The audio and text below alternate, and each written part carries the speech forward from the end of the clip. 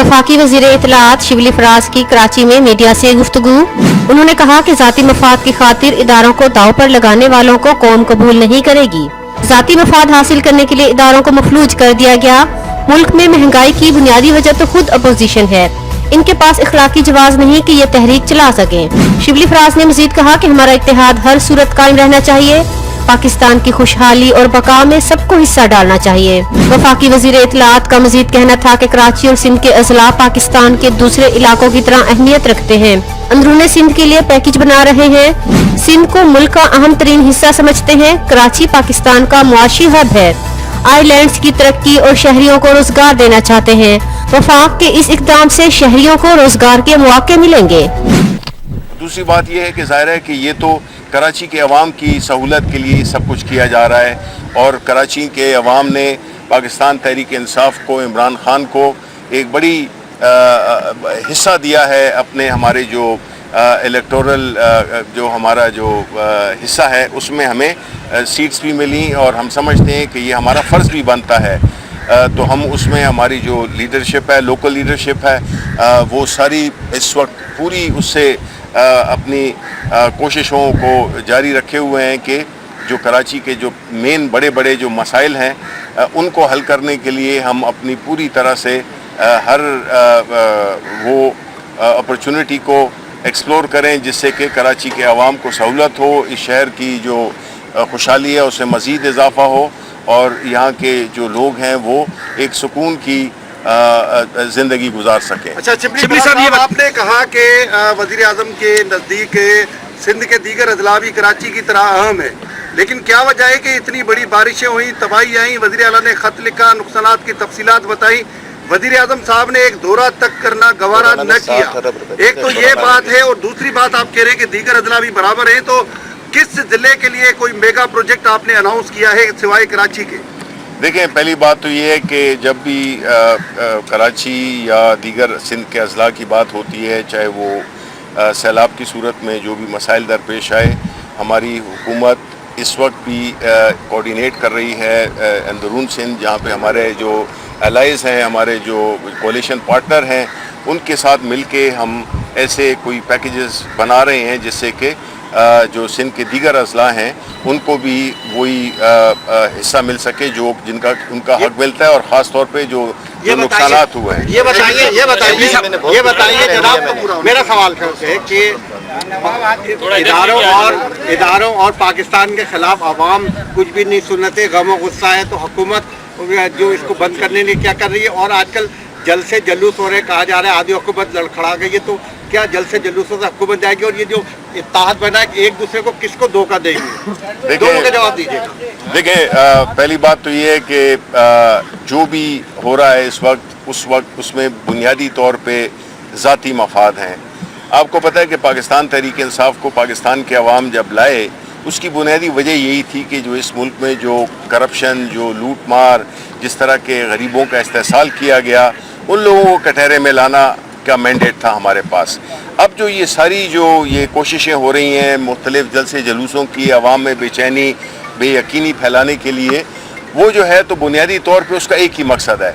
उसका एक ही मकसद है कि चाहे वो पीपल्स पार्टी हो, चाहे वो पाकिस्तान मुस्लिम लीग नून हो, वो जो है तो अपनी लीडरान की करप्शन को छुपाने के लिए और उनका ये कोशिश कि किसी न किसी तरह से हुकूमत पे ज़ोर डाला जाए, प्रेशर डाला जाए कि वो उनके साथ मज़ाकरात पे राज़ी हो जाए कि उनके जो करप्शन के केसेस हैं उनमें नरमी की जाए या उनके पीछे जो उनकी जो पकड़ की जा रही है उसमें जो है तो उनको रिलीफ मिले। लेकिन ये बात तो कोई ना प्राइम मिनिस्टर इमरान खान अपनी ज़ात के लिए कर रहे हैं, ये तो बुनियादी तौर पे पाकिस्तान के लिए है कि वो लोग जिन्होंने के इस मुल्क के वसाइल को ज़ाती मफाद के लिए इस्तेमाल किया, आवाम का खून चूसा, ये बुनियादी एहतसाब उनका है और उसका इनको जवाब देना होगा।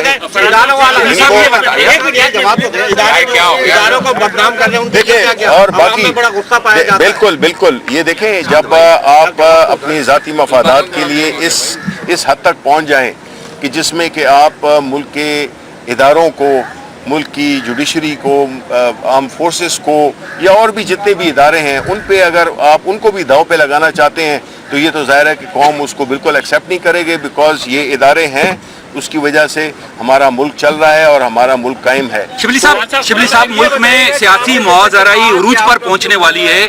آپ کے دور حکومت میں ایک ایس ایچ او کو یہ اختیار دیا گیا ہے جس کے پاس یہ اختیار نہیں ہے، صوبائی اور وفاقی حکومتوں کے پاس ہے۔ کیسے ایک ایس ایچ او راتوں رات 40 بڑے رہنماؤں جو 2 سابق وزیر اعظم اور ایک آزاد کشمیر کا وزیر اعظم بھی شامل ہے، ان پر جو ہے نا وہ بغاوت اور غداری کے مقدمات قائم کرے؟ آپ ایک عظیم باپ کے بیٹے ہو، آپ کے دور میں ہی اظہار رائے پر جو قدغن لگائے جا رہے ہیں، مسلسل اس کا سلسلہ جاری ہے، تو آپ کیا کہیں گے اس حوالے سے، چونکہ آپ ایک بڑی شخصیت، ایک عظیم شخصیت کے جو ہے نا وہ بیٹے ہیں؟ دیکھیں، پہلی بات تو یہ ہے کہ یہ جو سارے جلسے جلوس یہ سب کچھ جو کیا جا رہا ہے، آپ کو معلوم ہے کہ اس کا بنیادی مقصد کیا ہے، جو کہ میں ابھی آپ کو بتا چکا ہوں۔ دیکھیں، عوام کوئی اتنے بیوقوف نہیں ہے کہ وہ ان کی یہ جو ماحول وہ کریٹ کر رہے ہیں۔ دیکھیں، اس وقت پاکستان کووڈ کے بعد، اب دیکھیں کووڈ ایک ایسی چیز تھی جس کے لیے ہم آج بھی جو ہے اس سے بالکل وہ نہیں ہوئے، لیکن دوسرے ممالک کے نسبت ہمارے جو حکمت عملی تھی، ہماری جو حکومت نے جو تدابیر لیں، اللہ تعالیٰ کی مدد سب شامل ہوئی اور ہمیں وہ نقصان نہیں ہوا کہ جو، لیکن ایک ہماری اکانومی کو بھی دھچکا لگا، ہماری جو ان امپلائمنٹ ہے اس پہ بھی ضرب آئی۔ اب ایسے حالات میں اگر کوئی اپوزیشن کی پارٹی اس قسم کا کیمپین شروع کرنا چاہتی ہے تو میرا خیال ہے کہ وہ ملک دوست ہو نہیں سکتی ہے۔ اس قسم کی باتیں کرنا کہ یہ کسی نے یہ جس واقعے کا ذکر آپ کر رہے ہیں، اس میں تو ہمارا کوئی لینا دینا ہے نہیں۔ اس ملک میں کوئی بھی اٹھ کے تو جا کے ایف آئی آر کر سکتا ہے، کسی کے خلاف کر سکتا ہے۔ حکومت اس معاملے میں نہیں ہے، ہماری توجہ ہے عوام کی بھلائی کے لیے، فلاح کے لیے کام کرنا، ہم اس پہ فوکسڈ ہیں۔ اور یہ جو ہے تو آئیں گے، بیکاز ان کا جو ہے ان کے پاس کوئی وہ اخلاقی جواز نہیں ہے ان کے پاس کہ وہ ایک تحریک چلا سکیں، کیونکہ یہ تو اس چیز کی جس صورتحال میں ملک ہے، یہ جو مہنگائی ہو رہی ہے، سب کی تو بنیادی وجہ یہ لوگ خود ہیں، تو یہ خود اپنے خلاف جو ہے تو وہ کرنا چاہتے ہیں۔ یہ تو ہم تو 2 سال ہوئے آئے ہیں، انہوں نے تو 10 سال حکومتیں کی ہیں۔ یہ سمجھتے ہیں کہ یہ اداروں کو جو تباہ کیا ہم نے کیا، 2 سال میں ہم نے کیا۔ یہ جو مہنگائی کے اور جو قرضوں کے اور جو اور مشکلات جو پورے جو اداروں کو مفلوج کر دی گیا صرف ذاتی مفاد حاصل کرنے کے لیے کہ ان کی جو کرپشن ہے اس کے لیے اس کو وہ سہولت کار بنے ہوئے ادارے جو کہ ہیں ہی اسی لیے کہ وہ ان چیز کو روکیں۔ سینیٹر فیصل جاوید نے کہا ہے کہ اپوزیشن کے لیے کنٹینرز ہم نے منگوا لیے ہیں، آپ کے پاس کیا اطلاعات ہیں، کتنے کنٹینرز منگوائے گئے ہیں اپوزیشن کے لیے؟ یہ جی آپ فیصل جاوید سے پوچھیں۔ حکومت کا کہنا ہے کہ غیر قانونی غیر آئینی طور پر جزائر پہ قبضہ کیا گیا ہے۔ دیکھیں، آرٹیکل 72 کی شق نمبر 1 کیا کہتی ہے اور 18 ترمیم کیا کہتی ہے؟ اسی میں ایڈ کر لیں کہ سندھ کی عوام نے جو ہے فراز صاحب احتجاج بھی کیا ہے اور پیپلز پارٹی نے جو ہے مجبوراً یوٹن اسی بات پہ لیا ہے کیونکہ وہاں جو مقامی لوگ ہیں ان کا جو ہے رائٹ ہے وہ متاثر ہوں گے اور فشریز انڈسٹری ہے وہ متاثر ہوگی۔ کیا کہیں گے؟ دیکھیں، پیپلز پارٹی نے خط لکھا ہے، اس کو ایڈ کر لیں تو وہ اب جو وفاقی حکومت ہے وہ جو فیصلہ کیا ہے لینے کی پوزیشن میں ہے جو جزائر کے حوالے سے پیپلز پارٹی نے خط لکھا ہے۔ دیکھیں، آپ کو ایک تو چیز ہے کہ ہم یہ دیکھتے ہیں کہ اگر کوئی ایک کام ہے جو کہ آپ خود بھی نہیں کرتے اور دوسروں کو بھی نہیں کرنے دیتے، اس کے ایک ٹیکنیکل جو ایشوز ہیں وہ آپ علی زیدی صاحب نے بڑے مفصل طریقے سے اس کا جواب دے دیا ہے۔ دوسری بات، آپ نے کہا کہ وہاں پہ جو فش ہے اور جو وہاں کی لوکل وہ ہے ایکالوجی ہے وہ افیکٹ ہوگی، اس کو تو آپ نے پورا سیوریج کا وہ بنا دی ہے۔ ہماری تو کوشش یہی ہے کہ اس میں اکنامک ایکٹیویٹی کریٹ ہو، کس کی انڈسٹریز، یہاں کراچی کی سندھ کی انڈسٹریز کو فائدہ پہنچے گا، یہاں کا روزگار پیدا ہوگا۔ ہم ایک ڈیولپمنٹ کر رہے ہیں، ہم فورن انویسٹمنٹ لا رہے ہیں آپ کے علاقے میں، آپ کی جہاں پہ حکومت ہے آپ وہاں پہ ہم ایک ایسا پروجیکٹ شروع کرنا چاہ رہے ہیں جس میں کہ ظاہر ہے کہ جو بھی لوگ اس سے متاثر ہوں گے، ہمیشہ کوئی نہ کوئی تو متاثر ہوتا ہے، ان کو پراپر کمپنسیشن دی جائے گی، ان کو وہاں کا حصے دار بنایا جائے گا۔ یہ تو ہم ایک کام ہے جو کہ ڈیولپمنٹ کا ان کا کام کر رہے ہیں اور اس کو یہ سیاست کی نظر ہمیشہ کرتے ہیں، یہ تو ان کا ایک ہمیشہ روایت ہے۔ دیکھیں، کوئی آئینی حکومت کوئی غیر آئینی کام کر ہی نہیں سکتی ہے۔ آپ یہ سوچیں کہ اس علاقے کی بہتری کے لیے ہو رہا ہے، آپ نہیں چاہتے کہ آپ کے علاقے میں روزگار کے مواقع پیدا ہوں، آپ کے جو انڈسٹریز ہیں وہ چلیں، وہ بھی روزگار کے مواقع پیدا کریں، ایک وہ اپرچونٹی ملے لوگوں کو۔ इन्वेस्टमेंट आए, लोग आए, तो आप चाहते हैं तो फिर तो हमें सर, ये काम नहीं करना। कराची में क्यों नहीं- ऑर्डिनेंस क्यों लाए जाते हैं सर? पार्लियामेंट की मौजूदगी में ऑर्डिनेंस क्यों लाए जाते हैं? देखें आप अगर देखें बात यह है कि जहाँ तक कोरोना के जो असरात हैं, लास्ट क्वेश्चन, जो कोरोना के जो असरात हैं आपको मालूम है, नहीं उससे पहले नहीं है। बात यह है कि मैं तो यही कह रहा था कि इकोनॉमी, एक सेकेंड ना, आप जो है तो इकोनॉमी को देखें कि किस हालत में हमें मिली थी। आपके पास 6 हफ्ते के जो है तो वो ज़खायर नहीं थे फॉरेन एक्सचेंज के। आपका करंट अकाउंट डेफिसिट कितना 20 अरब डॉलर का पहुंच गया था, जो अल्लाह के फजल से हमने वो करके उसको हम मुस्बत उसमें ले आए हैं। एक्सचेंज रेट जो है, आपको पता है कि जिस तरह की इकोनॉमी ये छोड़ के गए थे उसमें तो पाकिस्तान का डिफ़ॉल्ट करने का खतरा था। तो आप ये देखें कि हम शुरू कहाँ से हुए हैं।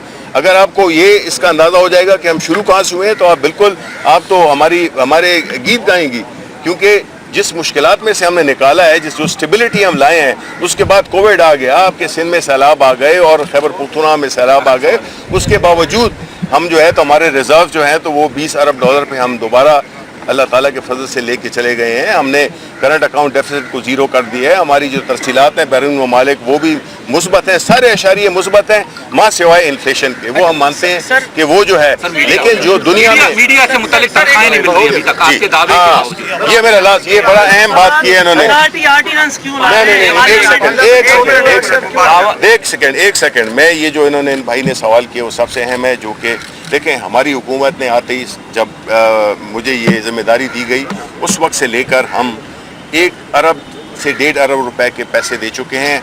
जितने भी मीडिया के हमारे वाजिबात थे, ये बड़ी बदकिस्मती है कि वो तनख्वाहें, कुछ ऐसे चैनल्स हैं, कुछ ऐसे अखबारात हैं जो अपने उनको नहीं कर रहे, और अभी हम मैकेनिज़्म बना रहे हैं जिसमें कि हम पहले ये यकीनी बनाएंगे कि जो तनख्वाहें, जो एम्प्लॉइज़ की तनख्वाहें हैं, वो उनकी गारंटी हो कि जिनको जो भी पैसे मिल रहे हैं, जिन चैनल्स को, जिस मीडिया हाउसेस को, जिन न्यूज़पेपर्स को, तो वो अपनी तनख्वाहों का वो जो है तो डायरेक्ट जो है ना उनको हम ये तनख्वाहें दिया करेंगे। तो इसका ये इशू हमारे लिए बहुत करीब है, बिकॉज हम समझते हैं। Thank you sir, thank you. बहुत शुक्रिया।